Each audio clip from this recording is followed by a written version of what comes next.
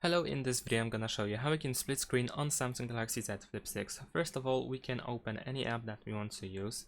So let's say I'm gonna open YouTube. Then we're gonna go to the background apps, and then we need to tap on the icon at the top over here. And we have the open in split screen view. Once you do that, you will have any other app that you can also use. So let's say I'm gonna choose Facebook. And now as you can see, I can use two apps at the same time. There we go. If you want to close the split screen, you can move from the middle towards the top in order to fully open the bottom app, or fully down in order to fully open the top app.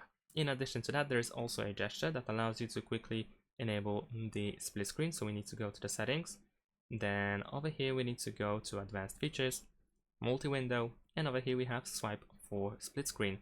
And if you do that, over here we have the presentation, how it looks like. So if you enable this option, you can swipe with two fingers from the bottom over here, like so. And now we can open another app, and as you can see, it works as well. So that's pretty much it. Thanks for watching. Leave a like and subscribe to my channel, and see you in my next videos. Bye.